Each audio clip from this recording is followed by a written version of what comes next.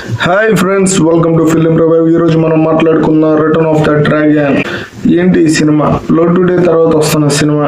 Hero మామూలు క్రేజ్లో లేడు, అంటే వాడు ఎవడో కూడా తెలియదు. అదే షార్ట్ ఫిల్మ్స్ నుంచి రావడం వల్ల మళ్ళీ కష్టమే. ఒకసారి చూద్దాం, ఎంకరేజ్ చేద్దాం. At the same time trailer బాగుందండి.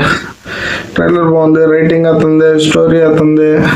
ఇట్లాంటివన్నీ అనుకోవడం వల్ల ఈ సినిమా చూడటం జరిగింది. అంత ఫైనల్గా ఏంటంటే సినిమా డైరెక్టర్ అతను కాదు, రైటర్ అతను కాదు.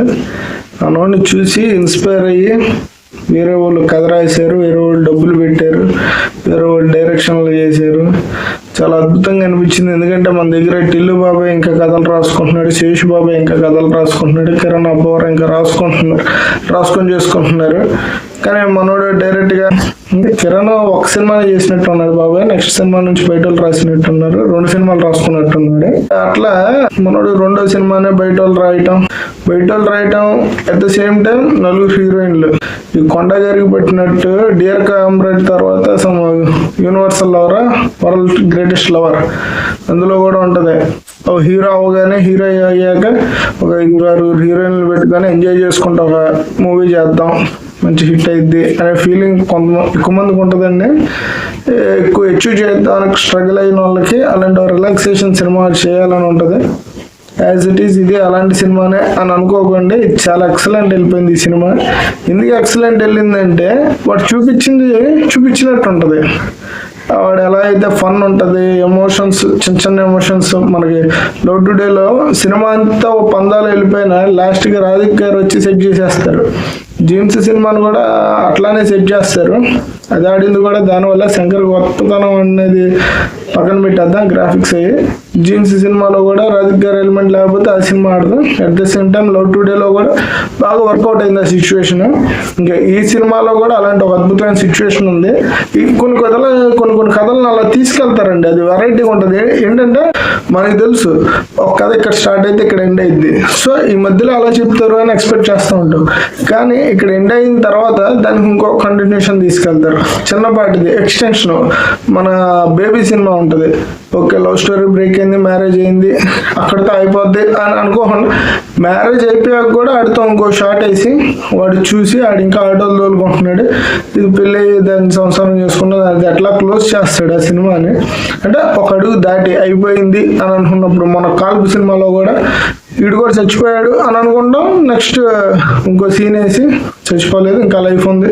ఈ మధ్య ఇలాంటి ఎక్స్టెన్షన్ క్లైమాక్స్ ఎక్స్పెక్ట్ చేస్తాం, అక్కడితో క్లోజ్ చేసేసి దాన్ని సెమీ క్లైమాక్స్లో పెట్టి, మామూలు ప్రీ క్లైమాక్స్ ఉంటుంది, ప్రీ క్లైమాక్స్ తర్వాత సెమీ క్లైమాక్స్లో దాన్ని పెట్టి ఇంకోటి ఎక్స్టెన్షన్గా వాడు ఏదో చెప్దాన్ని ఎక్స్పెక్ట్ చేస్తున్నారు. ఈ మధ్య ఎక్కువ చేస్తున్నారు. ఇందులో కూడా అలాంటి క్లైమాక్స్ వచ్చింది, బాగా వర్కౌట్ అయింది. అది మిమ్మల్ని కూడా ఎంజాయ్ చేసేటట్టు చేస్తుంది. ఇంకా ఫాదర్ సెంటిమెంట్ ఉందండి ఇందులో, భలే చేశారన్నాడు. ఇంకా కుర్రోడు, అది చాలా సింపుల్ లైన్, షార్ట్ ఫిల్మ్ చేసే లైన్ ఇది, కానీ ఎమోషన్స్ పేలటం వల్ల పెద్ద సినిమా అయిపోయింది ఇది. ఇంకా మన థియేటర్ల దగ్గర శివబాబు ఉన్నాడు, మనం ఎప్పుడు వెళ్తాం అట్లాగా అదిరిపోయింది. అబ్బాయికి కూడా పెద్ద క్యారెక్టర్ కాదు కానండి, ఓకే వెళ్ళాను, బాగుంది, అందరూ చేశారు. ఇంకా కుర్రోడు ధనుషుని చూస్తానంటే ఉందండి, సన్నగా ఉండి హీరోగా యాక్సెప్ట్ చేయడానికి ధనుషుని చూసి యాక్సెప్ట్ చేస్తామా అనే ఫీలింగ్లో డైలాగ్ డెలివరీ కొంచెం అంటే ఇన్స్పైర్ అవుతారు కదండి చాలా మంది. ఇప్పుడు నాని బాబాయ్ యాక్ట్ చేస్తుంటే రజనీకాంత్ చేసినట్టు ఉంటుంది. అట్ ద సేమ్ టైం ఈ అబ్బాయి చేసేది కూడా ధనుష్ కనిపిస్తూ ఉంటాడు మనకి. ఇంకా వెళ్ళిపోయిందండి సినిమా, ఫుల్ ఎంటర్టైన్మెంట్లో వెళ్ళిపోయింది. మనం ఇంక ఈ సినిమాలో తప్పులు ఎతకాలి అంటే బోల్డ్ ఉంటాయి, కానీ మనం ఎతకూడదు. ఎందుకు ఎతకూడదు అంటే అవి ఎదుగుతున్నప్పుడు దాన్ని గుర్తుపెట్టేలోపు ఎంజాయ్ చేసేస్తాం సినిమాని. అరే ఇది మిస్టేక్ జరిగింది అని ఎక్కువ డ్రాగ్ ఉండదు. ఒక 20-30 సెకండ్స్ ఓవర్ యాక్షన్ చేశాడు అనే లోపే 35-40 సెకండ్స్లో ఎంజాయ్ చేసేటట్టు చేస్తాడు. సో ఇలాగ అద్భుతంగా చేశారు. అంటే నేను డైరెక్టర్ ఈ అబ్బాయి అనుకున్నాం, కాదు అతను డైరెక్షన్ చేశాడు, అదొకటి బాగుంది. వేరే వాళ్ళు కూడా మంచిగా చేశారు. ఇంకా యాజ్ ఇట్ ఈజ్ మన తెలుగులో అఖిల్ బాబు, నాగ చైతన్య ఇలాంటి వాళ్ళు గొప్ప పిల్లలు చేసుకునే సినిమా ఇది. ఆడ అనవసరంగా ఇక్కడ వదిలేసాడు, లేకపోతే చక్కగా ఎక్కువ డబ్బులు కొనేవాళ్ళు, అంటే ఇప్పుడు కలెక్ట్ చేసే డబ్బుల మీద ఎక్కువ కొందరేమో. బాగుంది, ఇలాంటిది హిట్స్ లేని ఎవరన్నా యూత్ హీరోకి ఇచ్చుంటే మంచి రేంజ్కి వెళ్తారు.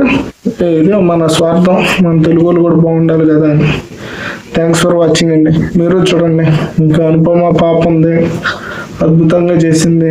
మీరు ఆల్రెడీ మన టిల్లులో చూసేశారు. దాంట్లాగే ఇందులో కూడా 2-3 సాంగ్స్ ఉన్నాయి, ఎంజాయ్ చేస్తారు. ఇంకో హీరోయిన్ ఉంది, వాళ్ళ పేర్లు తెలియట్లా, 4 హీరోయిన్లు ఉన్నారు. వీడికి ఇప్పటికి 3 చూపించా, ఇంకా 4ని చూపించాలని కోపం వచ్చింది అనుకుంటా. అడిగి 4వ హీరోయిన్ కనపడదు మనకి, ఉంటది కానీ కనపడదు, మనం చూడలేం దాన్ని. మిగతా 3ని మనం చూస్తామండి, మనం ఎంజాయ్ చేస్తాం. Thanks for watching. లైక్ చేయండి, అప్పుడప్పుడు సబ్స్క్రైబ్ కూడా చేయండి. Thank you.